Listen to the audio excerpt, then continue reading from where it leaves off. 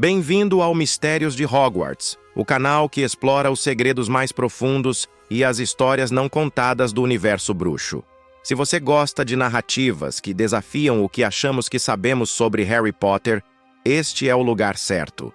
Não esqueça de curtir este vídeo, se inscrever no canal e deixar nos comentários qual premissa você gostaria de ver explorada a seguir. Sua participação mantém essas histórias vivas. Hoje, vamos investigar uma pergunta que redefine completamente a trajetória do menino que sobreviveu. E se Harry Potter descobrisse aos 6 anos que herdou a fortuna dos seus pais e comprasse Hogwarts? No universo original, Harry Potter viveu 10 anos sob a escada dos Dursleys, sem saber quem realmente era. Essa ignorância forçada não foi acidente. Foi resultado de um sistema bruxo que assume passividade infantil como regra imutável. Crianças órfãs sob tutela Muggle simplesmente aguardam, isoladas e vulneráveis, até receberem a carta de Hogwarts aos 11 anos. Ninguém supervisiona, ninguém intervém. O Ministério rastreia a magia acidental, mas ignora abuso, negligência e privação sistemática. Dumbledore sabia onde Harry estava, sabia como vivia, e escolheu não agir, confiando que proteções de sangue justificavam qualquer sofrimento. Essa passividade institucional nunca foi questionada porque nunca houve necessidade. Até agora. A ruptura acontece numa tarde comum de verão em Privet Drive. Harry Potter, 6 anos, está trancado sob a escada há 2 dias. Sem comida, sem água. Vernon Dursley decidiu que o menino precisava aprender respeito. Petúnia finge não ouvir quando Harry bate na porta pedindo para usar o banheiro. Dudley ri do lado de fora. É um abuso calculado, repetido, normalizado. Mas desta vez, algo quebra dentro de Harry. Não sua vontade, sua magia. A explosão não é dramática no sentido cinematográfico. É silenciosa, visceral e absoluta. As paredes da casa tremem. Vidros se estilhaçam sem som. A porta da escada desintegra. Vernon é arremessado contra a parede oposta e desaba, inconsciente. Petúnia grita. Dudley chora. E Harry Potter caminha para fora da casa, coberto de poeira e sangue seco nos lábios rachados, sem entender completamente o que acabou de fazer. Ele apenas sabe, com clareza primitiva, que não vai mais obedecer. O alarme dispara em Gringotts às 4h17 da tarde. Não é alarme audível. É um pulso mágico registrado diretamente nos cofres subterrâneos, onde contratos ancestrais da família Potter estão selados há gerações. Esses contratos não respondem a Dumbledore, não respondem ao Ministério, respondem apenas a uma condição: risco iminente à vida do último herdeiro Potter. E acabam de ser ativados. Hagnock, gerente sênior de contas de sangue puro, lê o relatório com expressão impassível. Harry James Potter, 6 anos, manifestou magia acidental de nível 4 em ambiente Muggle. Dano estrutural severo. Possível colapso de proteções de sangue. Protocolo de intervenção. Emergencial autorizado. Hagnock não hesita. Goblins não agem por compaixão. Agem por interesse. A fortuna Potter é uma das mais valiosas sob a administração de Gringotts, multiplicada exponencialmente pela venda da empresa de poções Flemmont Potter, antes de sua morte. Se o herdeiro morrer antes da maioridade, esses fundos entram em disputa legal prolongada entre o Ministério e possíveis parentes distantes. Inaceitável. Hagnock aparata diretamente na entrada de Privet Drive. Os Dursleys ainda estão em pânico quando ele bate na porta.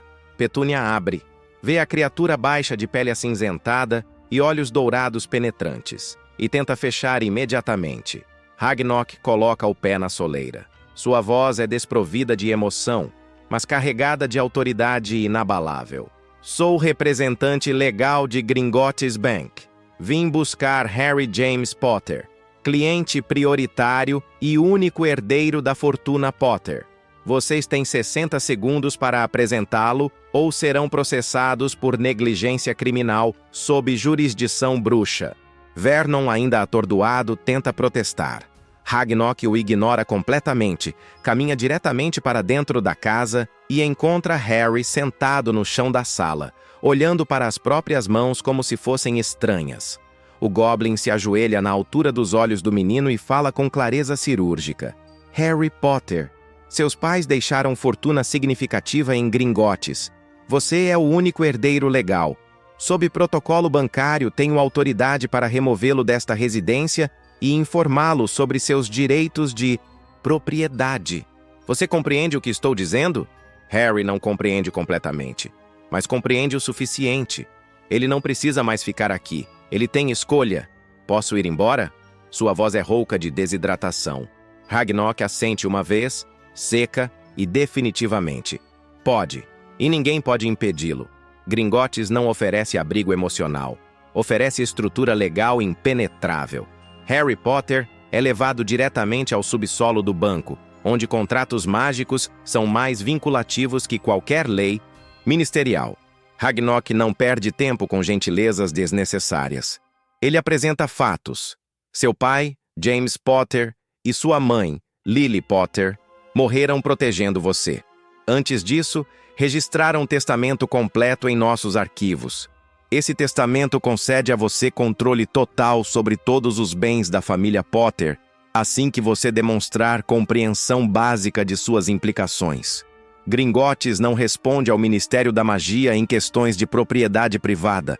Nossos contratos são soberanos. Você entende? Harry balança a cabeça devagar. Ragnok continua, implacável. A fortuna Potter consiste em cofre principal com aproximadamente 80 mil galeões em moeda corrente, investimentos em 12 empresas do mundo bruxo, propriedades em 3 países diferentes e direitos ancestrais sobre terrenos e proteções mágicas ligadas à linhagem Peverell, da qual sua família descende por linha paterna. Ele pausa, observando a expressão confusa de Harry, e simplifica. Você é muito, muito rico. Rico suficiente para nunca mais depender de ninguém. Rico o suficiente para que muitas pessoas tentem controlá-lo. Harry não entende completamente a extensão desses números. 80 mil galeões não significa nada concreto para uma criança que nunca teve um brinquedo próprio. Mas ele entende dependência, entende controle e entende com clareza surpreendente para seus 6 anos que o Goblin está oferecendo algo que ninguém jamais ofereceu. Verdade sem manipulação. O que eu preciso fazer? Ragnok, sorri. Não é sorriso reconfortante. É sorriso de predador reconhecendo presa inteligente. Primeiro, você precisa se recuperar. Vou providenciar acomodações temporárias em área neutra enquanto processamos sua emancipação mágica parcial. Segundo, você precisa aprender sobre dinheiro, sobre contratos, sobre como o mundo bruxo funciona de verdade, não a versão romantizada que ensinam em Hogwarts. Terceiro, você precisa decidir o que quer fazer com esse poder, porque é isso que fortuna significa no mundo bruxo. Poder. E poder sem direção é apenas convite para ser roubado. Harry engole seco. E se eu não quiser que ninguém me controle nunca mais? Ragnok assente satisfeito. Então você precisará aprender a controlar primeiro. Os próximos 4 anos de Harry Potter não seguem nenhuma narrativa tradicional de infância bruxa. Não há Hagrid revelando Hogwarts com lágrimas nos olhos. Não há Dumbledore aparecendo como figura avô benevolente. Não há descoberta mágica cheia de maravilhamento. Infantil. Harry vive em residência protegida, administrada por Gringotts, frequenta tutores contratados que ensinam aritmética, leitura de contratos e história política do mundo mágico. Ele aprende que magia não é solução para tudo. Aprende que dinheiro, usado corretamente, é a arma mais eficiente que qualquer feitiço. E aprende, gradualmente, que o mundo que matou seus pais não é mundo de heróis e vilões claros. É mundo de interesses conflitantes, lealdades compradas e instituições que servem a si, mesmas antes de servir à justiça. Ragnok não é mentor carinhoso, é consultor implacável. Mas diferente de Dumbledore, ele nunca mente, nunca omite, nunca manipula emocionalmente. Quando Harry pergunta por que Dumbledore o deixou com os Dursleys, Ragnok responde com frieza brutal: porque você era a peça em jogo maior. Dumbledore acredita em sacrifício pelo bem maior. Sua infelicidade era preço aceitável para manter você ignorante e controlável. Aos 10 anos, Harry Potter não é criança comum nem prodígio mágico. É algo mais perigoso, criança informada. Ele sabe que Hogwarts, a escola que deveria representar seu futuro, opera sob controle de conselho de governadores, composto por famílias antigas que compraram influência através de doações estratégicas. Sabe que Dumbledore, apesar de respeitado publicamente, mantém autoridade inquestionável sobre a escola sem prestação de contas real. Sabe que o Ministério financia Hogwarts parcialmente, mas a maior parte do orçamento vem de fundos privados obscuros e taxas de matrícula que excluem famílias pobres. E sabe, através de pesquisa meticulosa realizada pelos advogados de Gringotts, que propriedade de Hogwarts não é tão simples quanto parece. A escola foi fundada há 1000 anos em terreno que, por linhas de sucessão complexas, envolvendo os fundadores e suas mortes sem herdeiros diretos, reverteu parcialmente para o ministério e parcialmente para famílias descendentes. A família Potter, através da linha Peverell, ligada a Ignotus e, posteriormente a Godric Gryffindor por casamentos antigos, possui reivindicação legal obscura, mas tecnicamente válida sobre parte desse terreno. Nunca foi exercida porque nenhum Potter jamais teve motivo, até agora. A estratégia não é comprar Hogwarts como se fosse propriedade trivial. É adquirir dependência institucional.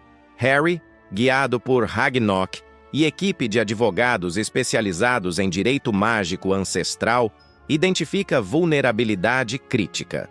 Hogwarts depende de sistema de proteções mágicas, mantido há séculos por renovação anual de feitiços complexos que exigem fontes de magia estabilizadas em propriedades específicas ao redor do castelo. Essas propriedades, pequenos terrenos com runas antigas enterradas, pertencem legalmente a diferentes famílias que as cedem gratuitamente como contribuição para a educação mágica. Mas cessão gratuita não é obrigação legal. É cortesia que pode ser revogada a qualquer momento. Harry, aos 10 anos, usando fortuna Potter, começa a comprar essas propriedades. Não todas de uma vez. Estrategicamente, uma por trimestre durante 2 anos. Ofertas generosas que famílias menores, endividadas ou desinteressadas aceitam sem questionar. Ninguém percebe padrão porque transações são processadas por Gringotts com discrição absoluta. Quando Harry completa 10 anos e meio, ele controla 7 das 12 propriedades críticas para a manutenção das proteções de Hogwarts. Não propriedade simbólica. Controle operacional real. Se ele revogar permissão de uso, as proteções começam a falhar em 6 meses. Hogwarts não desaba imediatamente, mas torna-se vulnerável. E vulnerabilidade, em mundo onde Voldemort pode retornar, é inaceitável. Ragnok apresenta relatório final com satisfação predatória. Você não possui Hogwarts. Você possui o que mantém Hogwarts funcionando. Conselho de governadores pode votar o que quiser. Dumbledore pode ensinar o que quiser, mas sem essas propriedades, a escola se torna indefensável em 3 anos. E ninguém pode simplesmente tomar essas propriedades de você. São suas por direito de compra legítima, registradas em Gringotts sob proteção de tratados internacionais sobre propriedade privada bruxa. Nem o Ministério pode confiscar sem compensação justa. E compensação justa significaria devolver toda a fortuna Potter mais juros acumulados. Politicamente impossível. Harry escuta em silêncio. Depois pergunta, com voz que ainda guarda resquícios de infância, mas já carrega peso de decisão irreversível. E se eu não fizer nada? Se apenas guardar essas propriedades e ir para Hogwarts normalmente? Ragnok inclina a cabeça. Então você terá segurança. Ninguém poderá expulsá-lo. Ninguém poderá manipulá-lo abertamente. Você terá poder defensivo. Harry olha pela janela de Gringotts para o beco diagonal onde bruxos caminham inconscientes de que estrutura de poder que conhecem está prestes a mudar. Mas isso não impede que tentem me controlar de outras formas. Não impede Dumbledore de me usar como peça. Não corrige o sistema que me deixou sob escada por 6 anos. Ragnok não responde. Não precisa. Harry acabou de compreender verdade final. Poder defensivo não basta. Ele precisa agir. A carta de Hogwarts chega 6 meses depois, entregue por coruja na residência protegida de Harry. Ele a abre sem cerimônia, lê a lista de materiais necessários e a coloca de lado. Não há surpresa. Não há emoção particular. Hogwarts sempre foi inevitabilidade, não descoberta mágica. O que Harry não esperava era a segunda carta, chegando 3 dias depois, selada com lacre do Ministério da Magia. É convocação formal para audiência no Departamento de Regulamentação e Controle de Criaturas Mágicas. O motivo declarado é vago. Irregularidades contratuais envolvendo propriedades vinculadas a instituições educacionais. Harry entrega a carta para Ragnok, que a lê e sorri de forma que revelaria dentes afiados demais. Começou. Ele diz simplesmente: a audiência acontece 1 semana depois. Harry entra no ministério acompanhado por Ragnok e 2 advogados especializados de Gringotts. A sala está cheia. Membros do Conselho de Governadores de Hogwarts ocupam metade dos assentos. Lucius Malfoy está ali, vestido impecavelmente, expressão de desprezo aristocrático cuidadosamente calibrada. Ao lado dele, outros nomes de famílias antigas: Nott, Parkinson, Greengrass. Do outro lado, representantes do ministério, incluindo Cornelius Fudge, então, ministro da magia, que parece profundamente desconfortável. E no fundo da sala, observando com olhos azuis intensos, por trás de óculos de meia-lua, Albus Dumbledore. O funcionário do ministério responsável pela audiência, um homem chamado Wilkins, com voz burocrática e cansada, abre os procedimentos. Senhor Potter, fomos informados de que você adquiriu múltiplas propriedades ao redor de Hogwarts, através de transações facilitadas por Gringotts. Essas propriedades possuem vínculos históricos com a escola e sua aquisição levanta preocupações sobre intenções. Harry não responde imediatamente. Ragnok se inclina e sussurra brevemente. Harry assente e fala. Voz calma, mas clara. Comprei propriedades legalmente disponíveis no mercado. Paguei preço justo. Gringotts registrou todas as transações conforme protocolo. Qual exatamente é a irregularidade? Wilkins troca olhares nervosos com Fudge. Lucius Malfoy intervém, voz carregada de condescendência venenosa. A irregularidade, criança, é que você não compreende a gravidade do que fez. Essas propriedades sustentam proteções de Hogwarts há séculos. Não são commodities para serem negociadas por menino mimado brincando de negócios com goblins gananciosos. O silêncio que segue é denso. Ragnok não reage visivelmente, mas todos os presentes sentem a temperatura da sala cair ligeiramente. Harry olha diretamente para Malfoy. Mimado, ele repete, voz ainda calma. Interessante escolha de palavra vinda de alguém que comprou assento no Conselho de Governadores através de doações que excedem o orçamento anual de Operação de Hogwarts.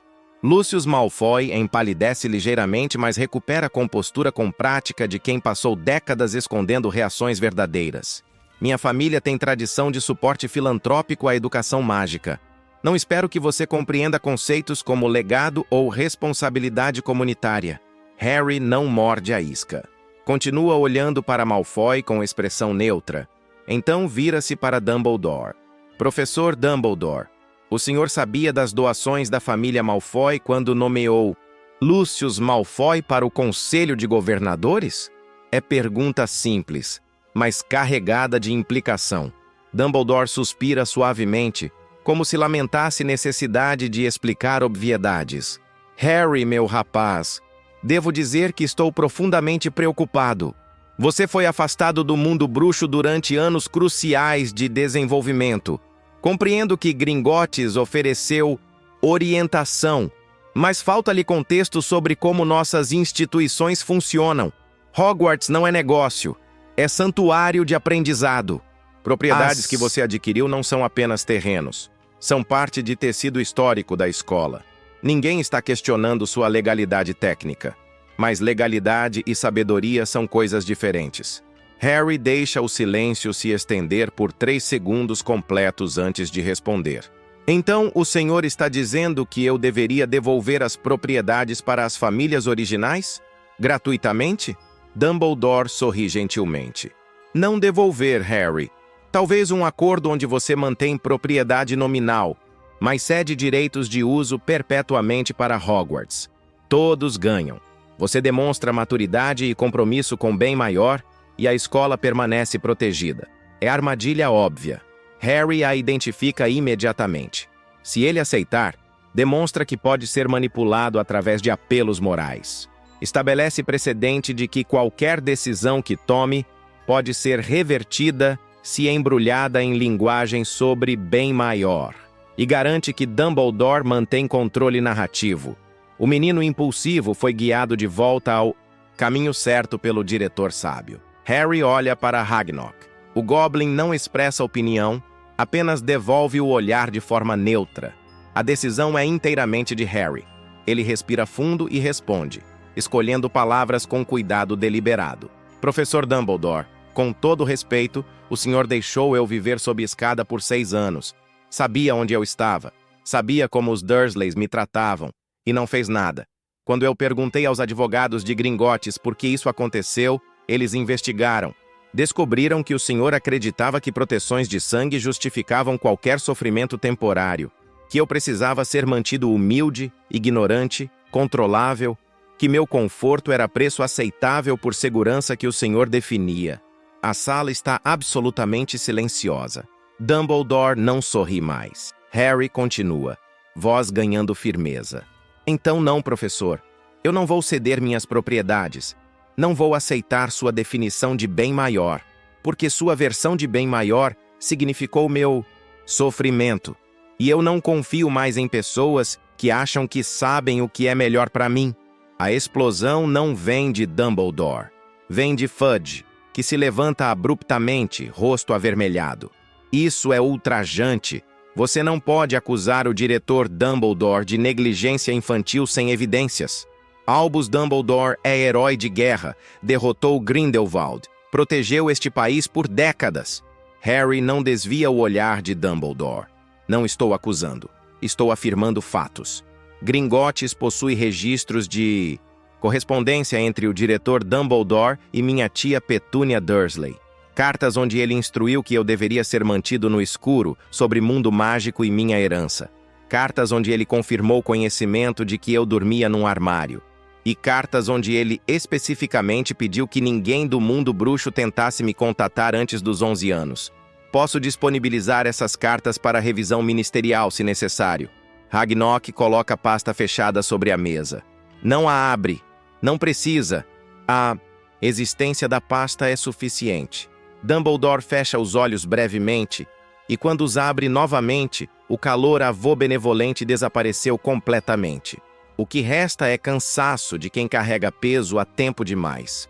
Harry, ele diz, voz baixa mas clara, eu tomei decisões difíceis. Decisões que nenhum homem deveria precisar tomar. Você estava em perigo constante. Voldemort deixou seguidores livres, esperando chance de matá-lo. As proteções que sua mãe deixou só funcionavam enquanto você vivesse com família de sangue. Sim, eu sabia que os Dursleys não eram ideais, mas a alternativa era sua morte. Você pode me odiar por isso, mas você está vivo para me odiar porque eu fiz o que era necessário. É argumento emocional poderoso e é sincero. Dumbledore realmente acredita no que está dizendo. Mas Harry passou 4 anos aprendendo a distinguir sinceridade de correção. Professor, o senhor não precisava escolher entre proteções de sangue e minha ignorância. Poderia ter me informado sobre herança aos 7, 8, 9 anos. Poderia ter garantido que eu tinha recursos e conhecimento, mas não fez porque precisava de peça no tabuleiro não de pessoa informada. Eu entendo por que o senhor fez isso. Entendo lógica. Mas entender não significa aceitar. E definitivamente não significa confiar. Lucius Malfoy, percebendo oportunidade, intervém novamente. Vê, Dumbledore. Isso é resultado de permitir goblins criarem crianças bruxas. O menino está envenenado contra nossas tradições, nossas instituições. Precisamos de legislação emergencial para prevenir esse tipo de manipulação no futuro. É erro tático grotesco. Malfoy acabou de revelar que o objetivo real não é proteger Harry, mas estabelecer precedente legal para controlar outros. Wilkins, o funcionário do ministério, percebe também. Senhor Malfoy, esse não é o propósito desta audiência. Estamos avaliando transações específicas, não propondo reformas legislativas abrangentes. Mas semente está plantada. E Harry a reconhece, pelo que é. Tentativa de transformá-lo em caso-teste para restringir a autonomia de menores bruxos em geral. Se ele ceder aqui, todos perdem. A audiência se estende por mais 2 horas, degenerando em debate técnico sobre limites de propriedade privada versus interesse institucional. Os advogados de Gringotts apresentam precedentes legais que remontam a séculos.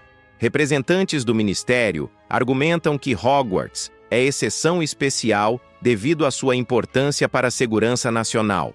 Lucius Malfoy tenta repetidamente reorientar discussão para questionamento de competência mental de Harry, sugerindo que criança de 10 anos não pode compreender consequências de suas ações. Cada vez que ele faz isso, Ragnok responde com documentação detalhada de testes de competência mágica administrados por Gringotts, todos atestando que Harry Potter demonstra compreensão adequada de obrigações contratuais. Dumbledore permanece em silêncio após sua troca com Harry, observando com expressão ilegível. Finalmente, Fudge encerra a audiência sem resolução. Dado a complexidade das questões levantadas, o Ministério precisará de tempo para revisar todos os aspectos legais. Sr. Potter, você não é proibido de frequentar Hogwarts, mas reservamos o direito de revisitar essas transações se evidências de má-fé emergirem. Audiência encerrada. É não decisão calculada. Fudge não quer conflito direto com Gringotts, mas também não pode parecer que está permitindo criança ditar termos a instituições centenárias. Quando Harry sai do ministério, há repórteres esperando. Alguém vazou informação sobre a audiência. Perguntas são gritadas simultaneamente. Sr. Potter, é verdade que você comprou Hogwarts? Você está tentando controlar a escola? Dumbledore disse que você foi manipulado por goblins, isso é verdade? Harry para na escadaria de entrada, Ragnok ao seu lado. Ele considera ignorar completamente as perguntas, mas percebe que silêncio será interpretado como admissão de culpa ou como confirmação de que ele é criança confusa que não sabe o que está fazendo. Ele precisa controlar narrativa agora, antes que outros a escrevam por ele. Eu não comprei Hogwarts, ele diz, voz calma, mas projetada para alcançar todos os repórteres. Comprei propriedades privadas que estavam legalmente disponíveis. Paguei preço justo, registrei tudo conforme as leis. Se essas propriedades são importantes para Hogwarts, então talvez alguém deveria ter se preocupado com elas antes. Eu não manipulei ninguém. Não quebrei nenhuma lei. E não aceito que adultos que me deixaram viver num armário por 6 anos agora me digam o que fazer com meu dinheiro. É declaração curta, factual e devastadora. A implicação sobre o armário detona a explosão de perguntas adicionais. Mas Harry já está descendo as escadas. Ragnok abrindo caminho entre a multidão com autoridade que faz repórteres recuarem instintivamente. A edição matinal do Profeta Diário no dia seguinte é brutal. A manchete ocupa metade da primeira página. Menino que sobreviveu compra Hogwarts, criança prodígio ou peão de Gringotts. O artigo é obra-prima de jornalismo sensacionalista disfarçado de análise equilibrada. Apresenta ambos os lados. De um lado, preocupações legítimas sobre menor exercendo poder financeiro desproporcional. Do outro, perguntas desconfortáveis sobre por que Harry Potter, herói do mundo bruxo, foi deixado em condições que ele próprio descreve como armário por 6 anos. Rita Skeeter assina a matéria. Ela entrevistou 3 membros do Conselho de Governadores de Hogwarts, todos expressando profunda preocupação com influência goblin inapropriada sobre jovem vulnerável. Mas ela também conseguiu declaração de curandeira de Santamungo, que confirma, sob condição de anonimato, que Harry Potter apresentava sinais de desnutrição crônica quando foi examinado pela primeira vez por Gringotts aos 6 anos. A implicação é clara e calculada. Se Harry foi negligenciado tão severamente, quem é responsável? E por que essas mesmas pessoas agora questionam suas decisões? A opinião pública bruxa se divide instantaneamente. Famílias antigas, especialmente aquelas com assentos no Conselho de Governadores, veem Harry como ameaça perigosa à ordem estabelecida. Famílias de classe média e pobres, especialmente aquelas que lutam para pagar Hogwarts, começam a questionar por que ninguém nunca auditou como a escola realmente gasta dinheiro. Cartas começam a chegar para Harry. Algumas são ameaças veladas de simpatizantes de Voldemort, que veem oportunidade de desestabilizar instituições bruxas. Outras são de pais de alunos, expressando apoio surpreendente. Uma carta em particular, assinada por Arthur Weasley, é cuidadosamente moderada, mas genuína. Senhor Potter, embora eu não possa comentar oficialmente devido à minha posição no ministério, gostaria que soubesse que muitas pessoas reconhecem que você foi tratado injustamente. Espero que possamos nos conhecer em circunstâncias mais favoráveis. Harry não responde à maioria das cartas, mas guarda a de Arthur Weasley. 2 semanas após a audiência, Dumbledore faz movimento inesperado. Ele envia a carta pessoal para Harry, não através de coruja oficial de Hogwarts, mas através de Fawkes, a Fênix. O pássaro pousa na janela da residência de Harry, deixa a carta selada com o lacre pessoal de Dumbledore e parte sem esperar resposta. A carta é curta. Harry, eu não espero seu perdão, mas espero que você entenda que Hogwarts é maior que nosso conflito. Estudantes não têm culpa pelas decisões que eu tomei. Se você pretende exercer influência sobre a escola, peço que considere o bem-estar deles acima de qualquer ressentimento que sinta por mim. Você tem poder. Espero que tenha também sabedoria para usá-lo bem. Respeitosamente, Albus Dumbledore. Harry lê a carta 3 vezes. Então a queima cuidadosamente na lareira. Não porque rejeita o conteúdo, mas porque compreende o que Dumbledore realmente está fazendo, tentando apelar para senso de responsabilidade de Harry, transformando o poder que ele conquistou em obrigação moral. É manipulação sofisticada, e Harry não vai cair nela. O primeiro dia de aulas em Hogwarts chega com peso de evento histórico. Harry Potter atravessa o salão principal pela primeira vez, e 300 pares de olhos o acompanham em silêncio absoluto. Não há maravilhamento diante de teto encantado ou velas flutuantes. Atenção! Estudantes já leram as manchetes. Já ouviram pais debatendo se o menino que sobreviveu é vítima, manipulador ou ambos. Quando o chapéu seletor toca sua cabeça, Harry espera a análise de suas qualidades. O que recebe é sussurro perturbado diretamente em sua mente. Você não deveria existir assim. Crianças não deveriam entender poder desta forma. Gryffindor teria te acolhido pela coragem. Slytherin te reconheceria pela ambição. Ravenclaw valorizaria sua clareza estratégica.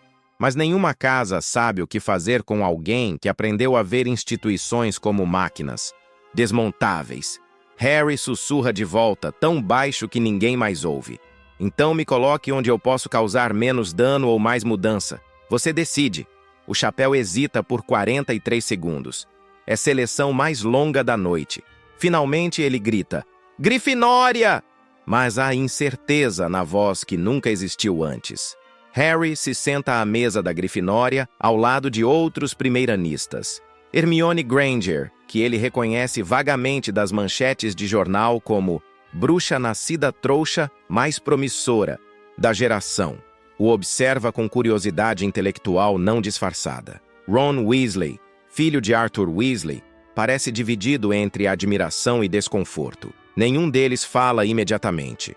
Dumbledore se levanta para discurso de boas-vindas. Suas palavras são escolhidas com cuidado cirúrgico. Bem-vindos a Hogwarts, onde cada um de vocês terá a oportunidade de crescer não apenas como bruxos, mas como pessoas. Aqui, aprenderemos que conhecimento sem sabedoria é perigoso, que poder sem responsabilidade é destrutivo, e que nenhum de nós, não importa quão inteligente ou capaz, pode prosperar sozinho. Precisamos de comunidade, precisamos de confiança, e precisamos lembrar que esta escola existe há 1000 anos porque gerações de bruxos confiaram uns nos outros para mantê-la. É recado direto para Harry. Toda a escola compreende, e Harry sabe que Dumbledore acabou de posicioná-lo publicamente. Ou ele demonstra que pode ser parte da comunidade, ou será isolado como ameaça egoísta. A armadilha é sutil e devastadora. As primeiras semanas de aula são estranhas de maneiras que Harry não antecipou. Academicamente, Hogwarts é exatamente o que esperava. Professores competentes, com exceção gritante de Quirrell, que tropeça nas próprias palavras. Matérias fascinantes, magia finalmente aprendida de forma estruturada. Mas socialmente, Harry existe em vácuo parcial. Estudantes não o evitam completamente, mas há hesitação.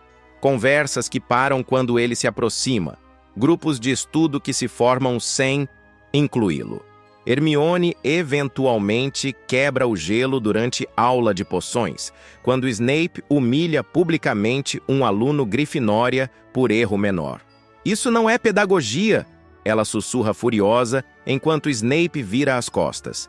É abuso de autoridade disfarçado de padrões acadêmicos rigorosos. Harry olha para ela com interesse renovado. Você documentou quantas vezes ele fez isso? Hermione pisca. Documentei? Frequência, alvos, padrões. Se alguém quisesse processar por ambiente hostil de aprendizado, precisaria de evidências sistemáticas. Hermione sorri lentamente. É sorriso de quem acabou de encontrar projeto digno de suas habilidades. Posso começar agora. A parceria entre Harry e Hermione se forma não por afinidade emocional, mas por reconhecimento mútuo de competência. Hermione é brilhante, mas vem de mundo onde regras são seguidas porque fazem sentido. Harry vem de mundo onde regras são ferramentas de controle. Juntos, eles começam a ver Hogwarts não como escola mágica de sonhos, mas como instituição com falhas documentáveis.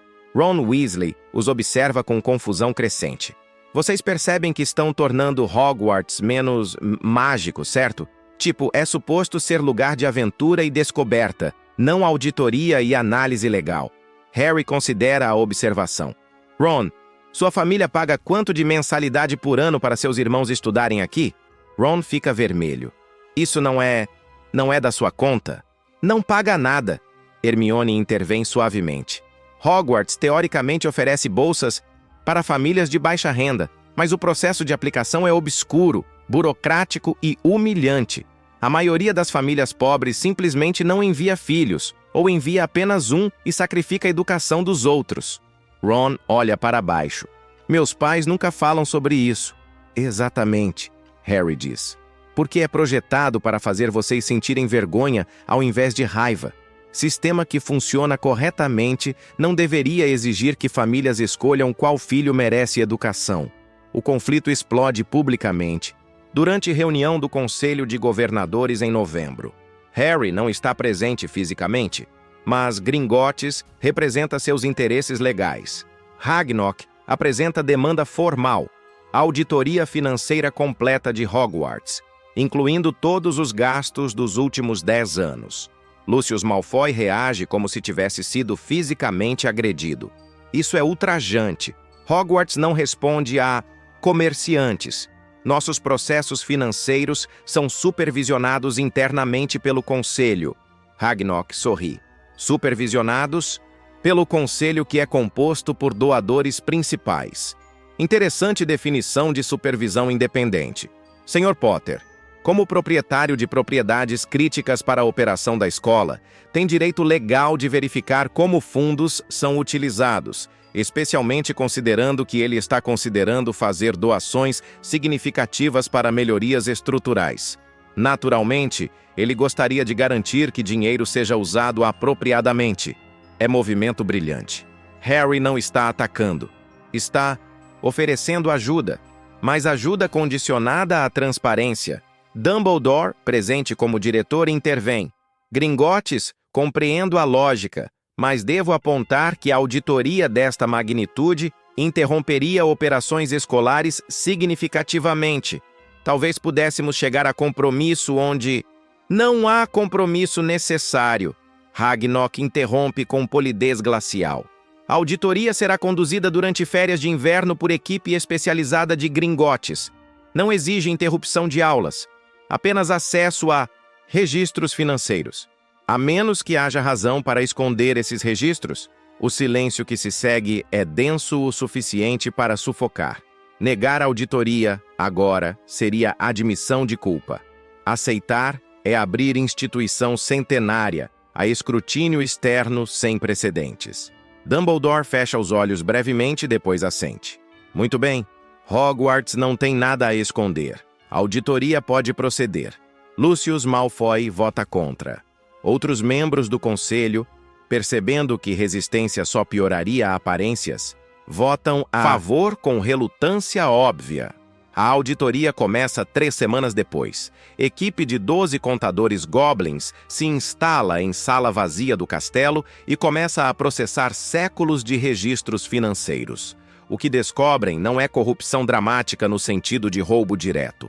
É algo mais insidioso: incompetência institucionalizada e nepotismo sistemático. Salários para consultores especiais do Conselho de Governadores que nunca produziram consultoria documentável. Contratos de manutenção com empresas de propriedade de famílias dos governadores, cobrados acima de valor de mercado. Fundos de emergência, desviados para a reforma de sala privada de Dumbledore, enquanto banheiros de estudantes permaneciam quebrados por anos. Bolsas de estudo teoricamente disponíveis, mas nunca publicamente anunciadas, acessíveis apenas através de conexões pessoais. Nada tecnicamente ilegal, tudo profundamente imoral. O relatório de auditoria é entregue em janeiro. Harry o lê na biblioteca de Hogwarts, Hermione ao seu lado. Ron, hesitante, mas presente. 53 páginas de evidência meticulosamente documentada de como instituição, sem fins lucrativos dedicada à educação, opera como mecanismo de enriquecimento para a elite já rica. Hermione fica pálida ao ler seção sobre bolsas de estudo. Havia fundos disponíveis para mais 200 estudantes por ano. 200! E ninguém sabia por que nunca foram anunciados publicamente. Quantas crianças nascidas trouxas nunca vieram para Hogwarts porque suas famílias não podiam pagar transporte ou materiais básicos? Ron lê seção sobre salários. Meu pai ganha 600 galeões por ano trabalhando tempo integral no ministério. Lucius Malfoy recebeu 5.000 galeões ano passado como consultor especial do Conselho de Governadores. Por quê? O que ele consultou? Harry não responde imediatamente. Está lendo seção final, onde Gringotts apresenta recomendações. Não são sugestões gentis. São reestruturações completas. Dissolver Conselho de Governadores atual, substituir por corpo eleito, incluindo representantes de pais e ex-alunos, publicar todos os orçamentos anualmente, abrir processo de bolsas para inscrição pública, contratar auditor independente permanente. É desmantelamento de estrutura de poder que existe há séculos. Harry fecha o relatório. Vou publicar isso. Hermione assente imediatamente. Ron hesita. Harry, se você fizer isso, vai destruir reputações de metade das famílias poderosas do mundo bruxo. Eles vão te odiar. Vão fazer sua vida impossível. Eles já me odeiam, Harry responde calmamente. Diferença é que agora tenho evidências de por que eu deveria odiá-los também. Ele entrega a cópia completa do relatório para Rita Skeeter 3 dias depois. Não porque confia nela, mas porque sabe que ela não conseguirá resistir à história desta magnitude. Manchete do Profeta Diário, uma semana depois, ocupa página inteira. Hogwarts exposta. Auditoria revela décadas de corrupção aristocrática. O artigo é devastador. Rita escreve com indignação performática perfeitamente calibrada para a audiência de classe média que sempre suspeitou que elite estava manipulando o sistema, mas nunca teve provas. Ela cita números específicos, nomeia nomes, inclui cópias de contratos com empresas de propriedade de governadores. A reação é imediata e explosiva. Famílias atacadas processam por difamação, mas não podem negar números fornecidos por Gringotts, instituição cuja credibilidade financeira é incontestável. Pais de alunos exigem renúncias. Ministério, temendo perder controle narrativo, anuncia investigação oficial. Dumbledore emite declaração breve e cuidadosa. Falhas administrativas identificadas serão corrigidas. Hogwarts serve estudantes, não interesses privados.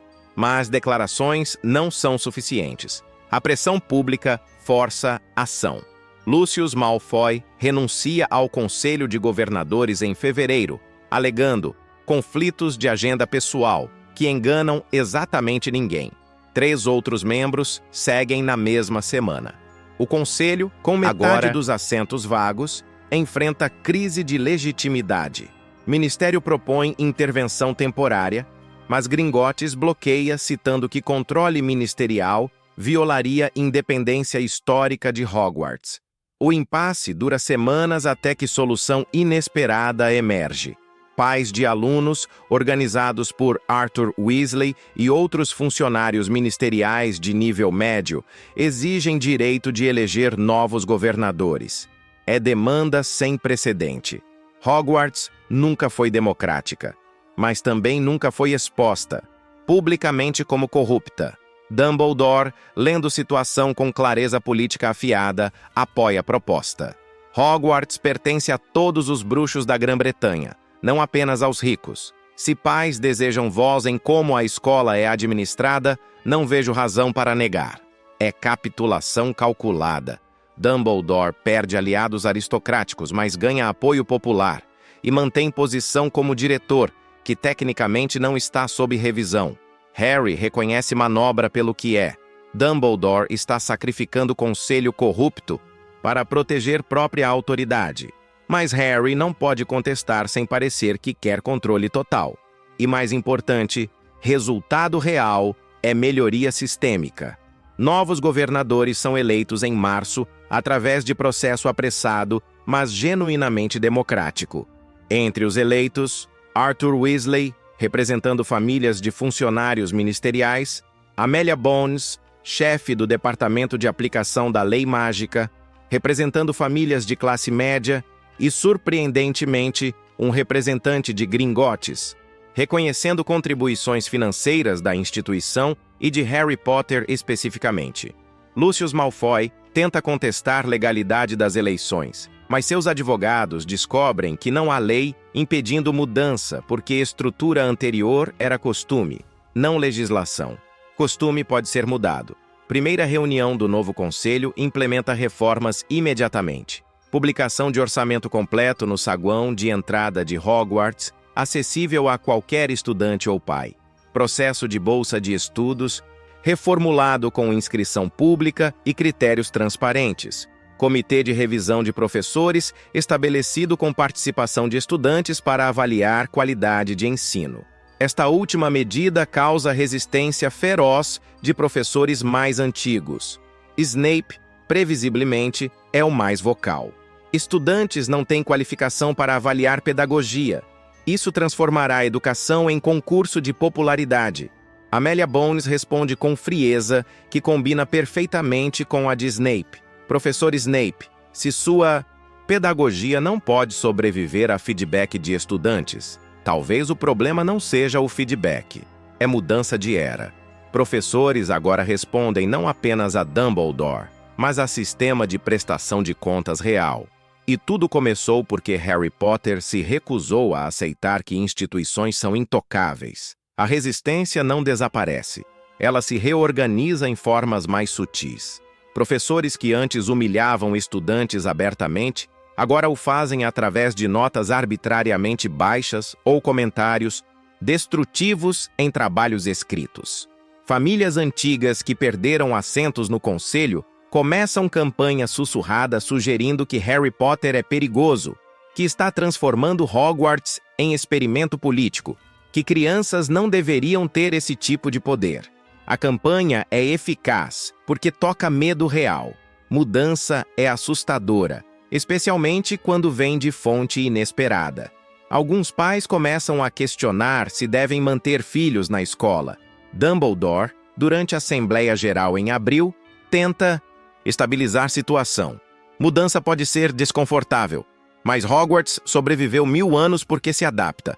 As reformas implementadas não destroem nossa essência. Elas garantem que nossa essência serve a todos, não apenas a poucos privilegiados. São palavras bonitas, mas Harry percebe a verdade por trás delas. Dumbledore está gerenciando dano, não defendendo o princípio. Se as reformas falharem, ele as abandonará para preservar estabilidade. Harry não pode permitir isso. Ele convoca a reunião com novo Conselho de Governadores. É a primeira vez que ele participa pessoalmente de reunião oficial. Quando entra na sala, aos 11 anos, acompanhado por Ragnok e Hermione, que ele trouxe especificamente como representante da perspectiva de nascidos trouxas, a tensão é palpável. Arthur Weasley o cumprimenta com gentileza cautelosa. Amelia Bones o avalia com olhos de investigadora experiente. O representante de Gringotts assente respeitosamente. Dumbledore, presente como diretor, observa com expressão impossível de decifrar. Harry coloca a pasta sobre a mesa. Implementamos reformas estruturais, mas reformas sem aplicação são apenas palavras no papel. Professor Snape continua abusando de estudantes, apenas de formas mais difíceis de documentar. Famílias antigas estão espalhando desinformação sobre mudanças que fizemos.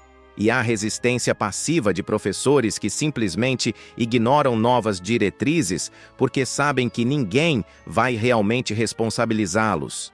Ele abre a pasta, revelando documentação detalhada.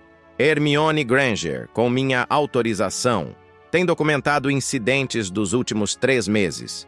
42 casos de comportamento inadequado de professores. 27 casos de estudantes punidos por questionarem métodos de ensino. E isso é apenas o que foi documentado. Quantos mais não reportaram porque não acreditam que algo vai mudar? Amelia Bones pega a documentação e a lê com atenção profissional. Seu rosto endurece progressivamente. Isso é sistemático. Não são incidentes isolados. É cultura institucional. Harry assente. Exatamente. E cultura não muda através de declarações. Muda através de consequências. Proponho que o Conselho implemente sistema de revisão trimestral obrigatório para todos os professores. Estudantes preenchem avaliações anônimas. Casos de abuso documentado resultam em advertências formais. 3 advertências resultam em suspensão com revisão de emprego. A sala explode em objeções simultâneas. Professor, McGonagall, presente como vice-diretora, levanta a voz acima do resto. Senhor Potter, você está propondo que removamos professores com décadas de experiência baseados em reclamações de estudantes que podem estar simplesmente insatisfeitos com notas baixas merecidas? Harry a encara diretamente. Professora McGonagall, com respeito, a senhora transformaria gato em taça se estudante errasse transfiguração básica? Não, mas vi o professor Snape fazer exatamente isso como punição por resposta errada. Isso é pedagogia ou sadismo? McGonagall não tem resposta imediata. Dumbledore intervém, voz cuidadosamente neutra. Harry, ninguém aqui discorda que comportamento inadequado deve ser corrigido, mas você está propondo sistema onde estudantes têm poder de demitir professores. Isso inverte hierarquia necessária para aprendizado efetivo. Harry respira fundo. Este é o momento crítico.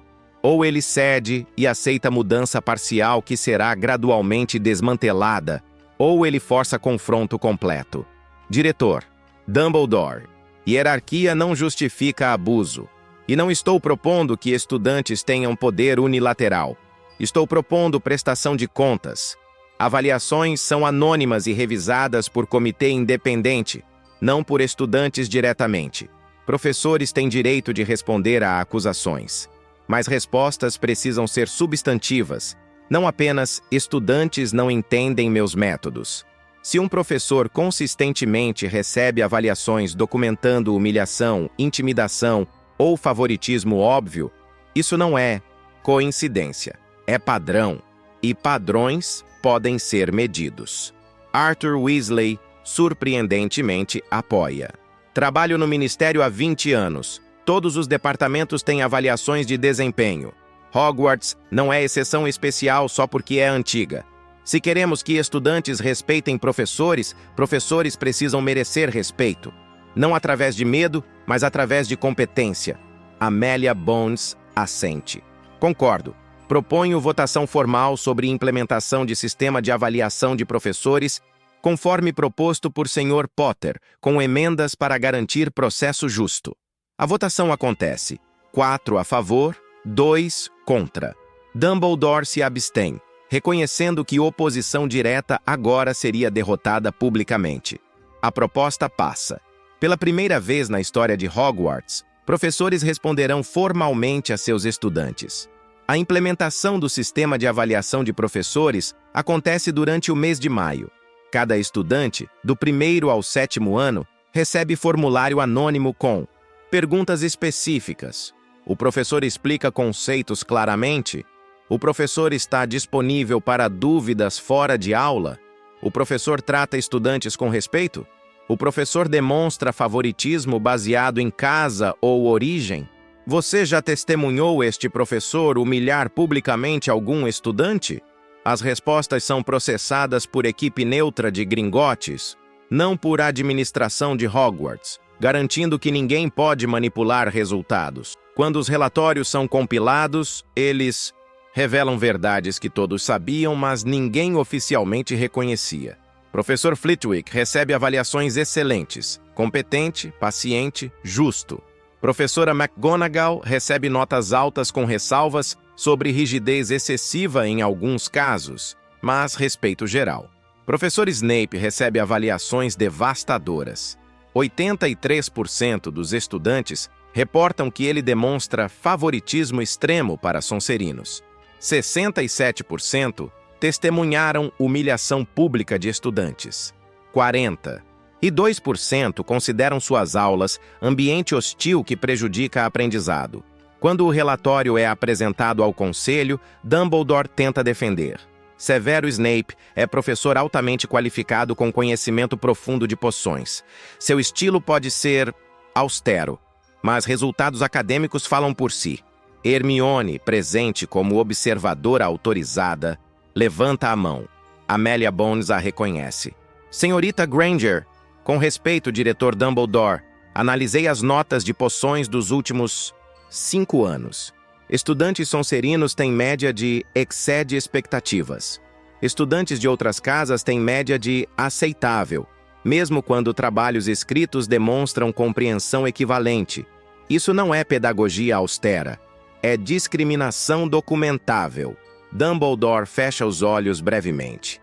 Severo carrega traumas do passado que afetam suas interações com estudantes de Grifinória especificamente, mas ele é leal, é competente e é necessário para... Para quê? Harry interrompe. Para espionar Voldemort quando ele retornar? Todos sabemos que é por isso que o senhor o mantém, diretor. Mas lealdade a você não justifica abuso de estudantes. Se Snape é valioso como espião, encontre outra posição para ele, mas ele não deveria estar numa sala de aula. É a primeira vez que alguém diz em voz alta o que todos suspeitam. Snape é protegido porque Dumbledore precisa dele para a guerra futura, não porque é bom professor. O silêncio que segue é absoluto. Dumbledore olha para Harry com expressão de cansaço profundo. Você está me forçando a escolher entre preparação para a ameaça futura e conforto presente de estudantes. Harry não desvia o olhar. Não, senhor. Estou dizendo que você não pode sacrificar um pelo outro e chamar isso de liderança moral. Encontre terceira opção. A terceira opção emerge 2 semanas depois. Severus Snape permanece em Hogwarts, mas não como professor de poções. Ele é transferido para a posição recém-criada, especialista em defesa das artes das trevas e consultor de segurança.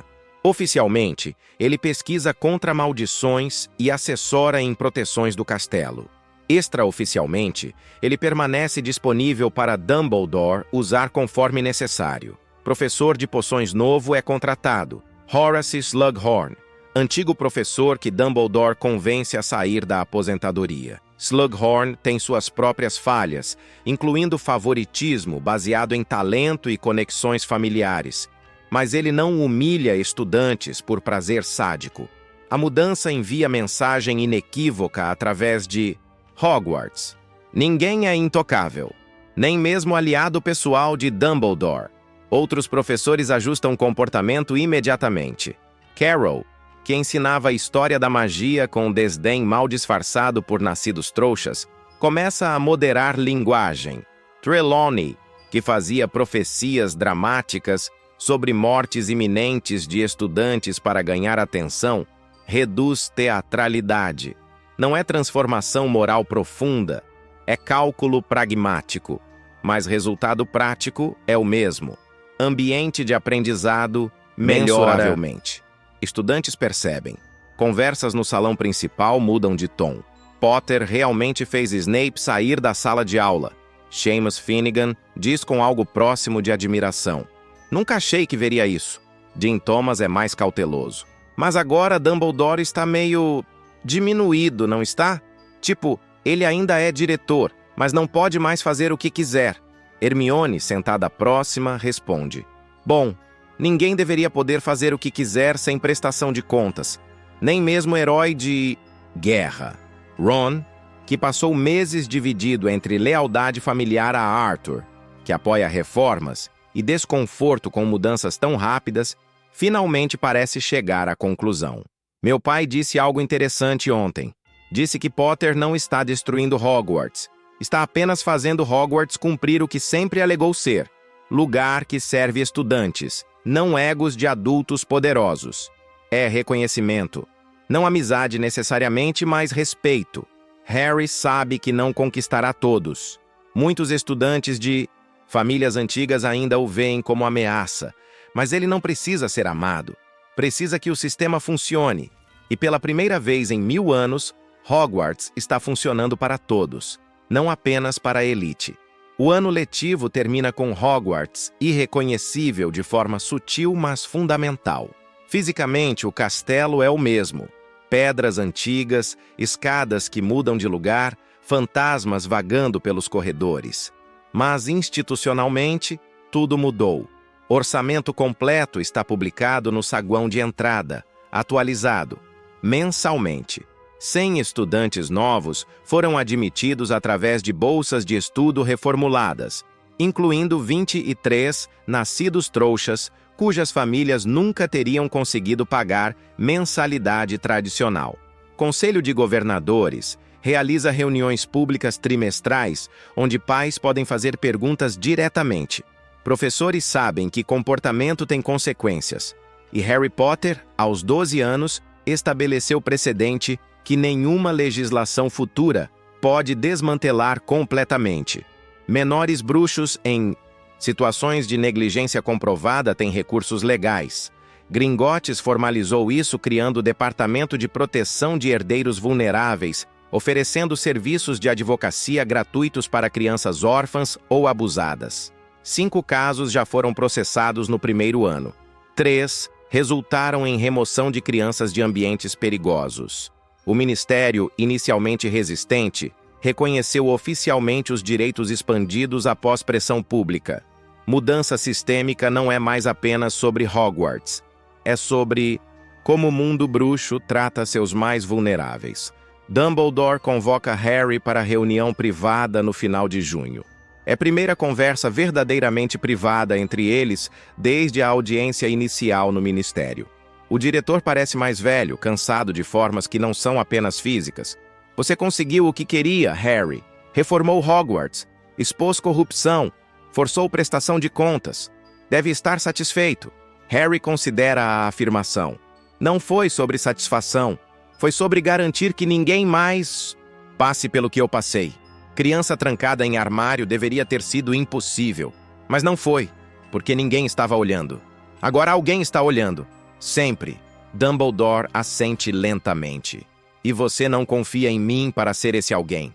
Não é pergunta, é reconhecimento. Não confio em ninguém para ser esse alguém sem supervisão. Harry corrige. Nem em você, nem em mim, nem em Gringotts. Por isso, sistemas precisam de verificações e equilíbrios múltiplos. Você ensina isso em História da Magia. Ou ensinaria, se História da Magia fosse lecionada adequadamente. Dumbledore quase sorri. Você vai ser problema extraordinário quando crescer, Harry Potter. Harry se levanta para sair, então pausa na porta. Apenas para pessoas que merecem ser problematizadas, professor. E sai, deixando Dumbledore sozinho com seus pensamentos e com realidade de que mundo bruxo que ele ajudou a moldar acabou de mudar permanentemente. O segundo ano de Harry em Hogwarts começa com normalidade que seria impensável 12 meses antes. Estudantes chegam sabendo que a escola foi reformada, que há prestação de contas real, que suas vozes importam. Novos professores foram contratados não apenas por credenciais acadêmicas, mas após processo de entrevista, que incluiu demonstração de capacidade pedagógica, avaliada por comitê misto de educadores e pais. O orçamento publicado mostra pela primeira vez em décadas superávit financeiro devido à eliminação de contratos inflacionados e consultorias fantasmas. Esse superávit é imediatamente direcionado para melhorias. Biblioteca expandida, equipamentos de laboratório atualizados, fundo de emergência para estudantes que precisam de materiais, mas não podem pagar. Harry observa essas mudanças com satisfação pragmática. Não é triunfo emocional. É confirmação de que sistemas, quando redesenhados corretamente, podem funcionar sem intervenção constante. Ele deliberadamente se afasta de administração ativa de Hogwarts durante o segundo ano. Participa de reuniões do conselho apenas quando há questões que exigem sua autoridade legal como proprietário das proteções. O resto do tempo, ele é simplesmente estudante.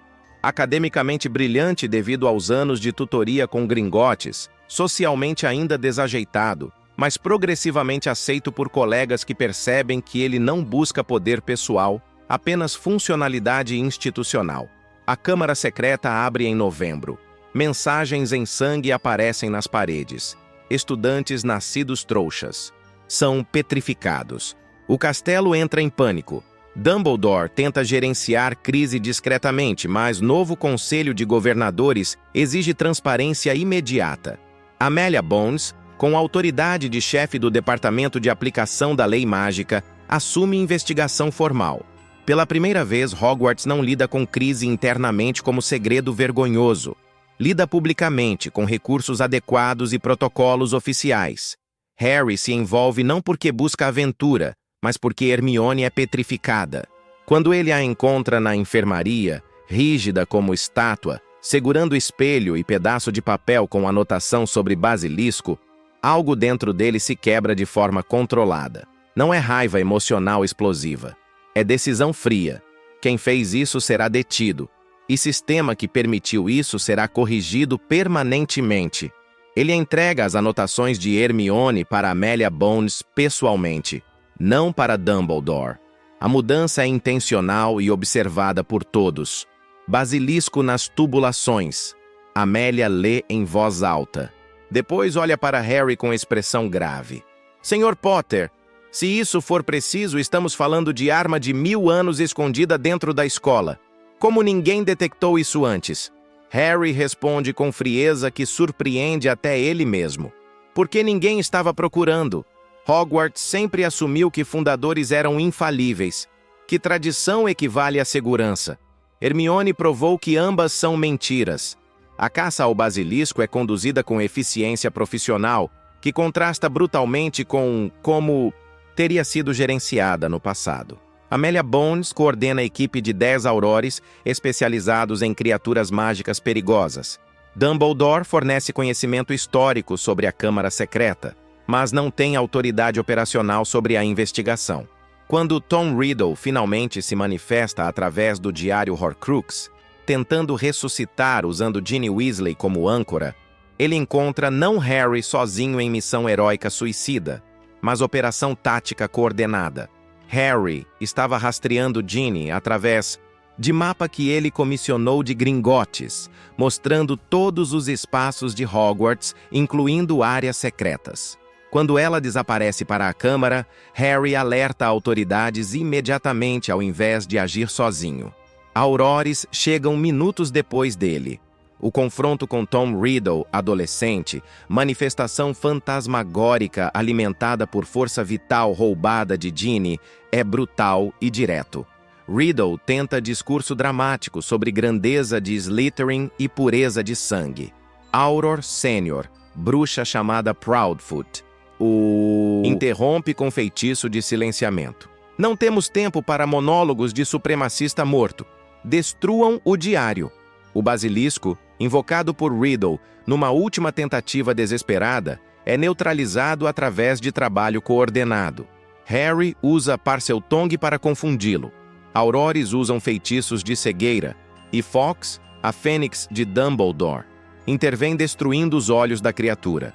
O diário Horcrux é destruído com veneno de basilisco. Ginny sobrevive. Tom Riddle desaparece gritando. Toda a operação leva 17 minutos. Consequências da Câmara Secreta são tratadas com transparência completa.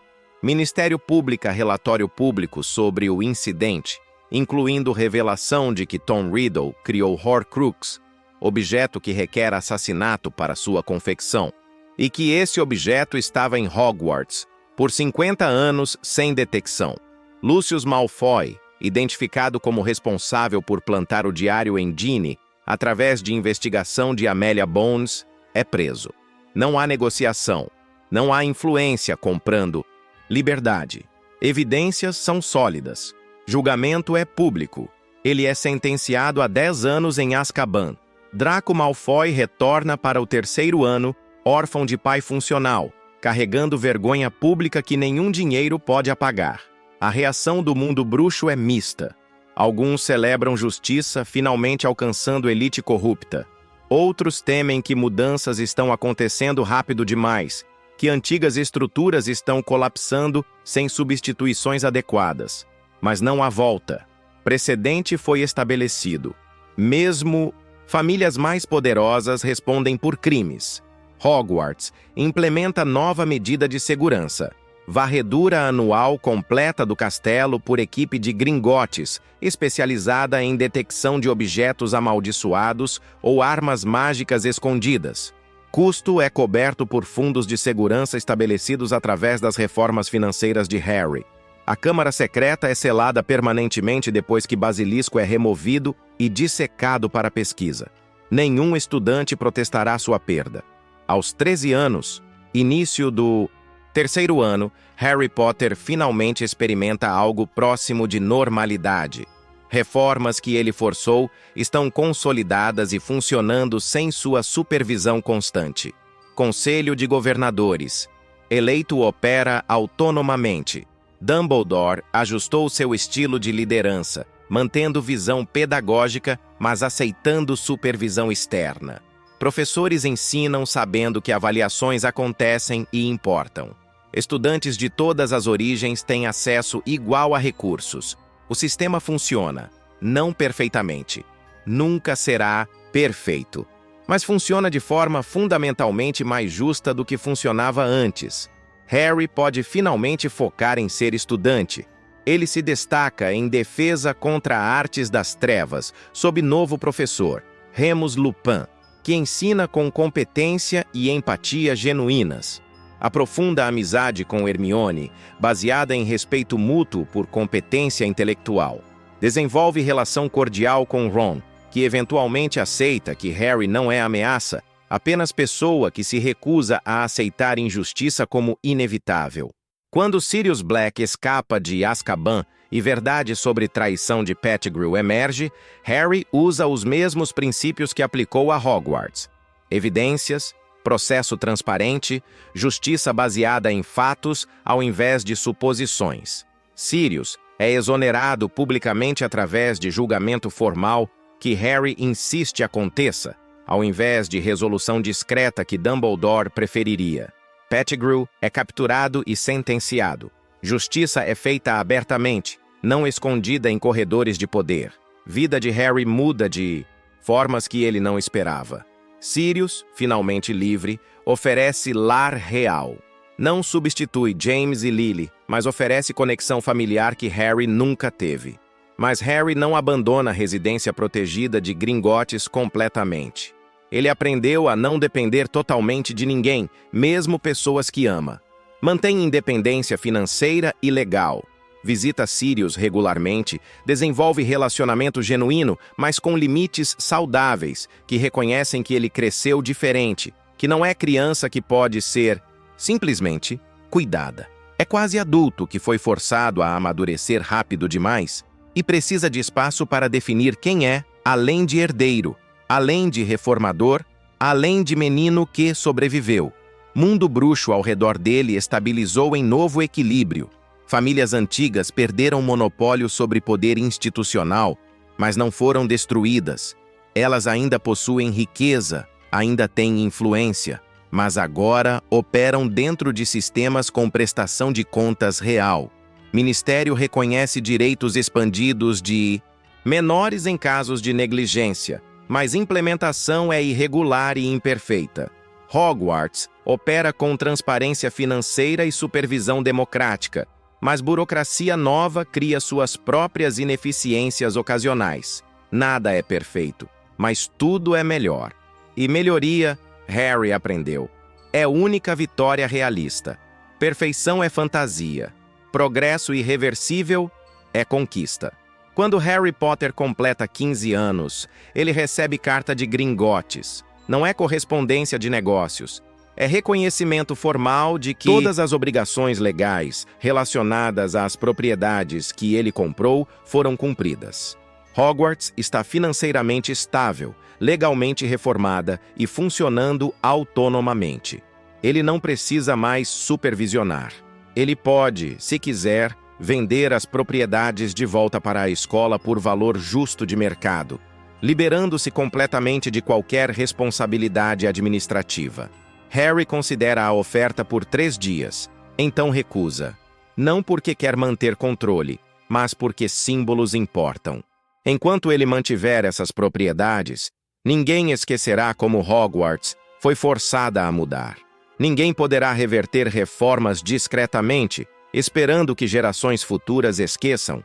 As propriedades são lembrança permanente de que instituições não são sagradas, que tradição não justifica injustiça, e que até criança pode forçar mudança sistêmica se tiver recursos e recusar-se a aceitar manipulação. Anos depois, quando Voldemort retorna e Segunda Guerra Bruxa começa, Harry Potter enfrenta não como mártir manipulado ou peça no jogo de Dumbledore, mas como agente autônomo com recursos, aliados e compreensão clara de como o poder funciona. Ele não luta sozinho porque aprendeu o valor de sistemas sobre heróis individuais. Não confia cegamente em Dumbledore, porque aprendeu que boas intenções não justificam controle absoluto.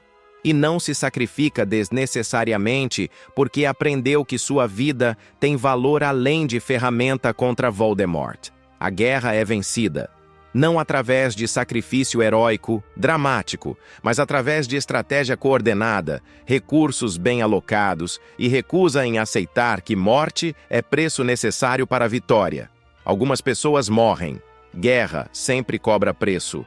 Mas mortes são minimizadas porque Harry insiste em protocolos de segurança, porque Ordem da Fênix opera com supervisão ao invés de células secretas, porque lições aprendidas em reformar Hogwarts se aplicam a reformar movimento de resistência inteiro. Quando finalmente termina, Mundo Bruxo Emergente é irreconhecivelmente diferente do mundo que matou James e Lily Potter.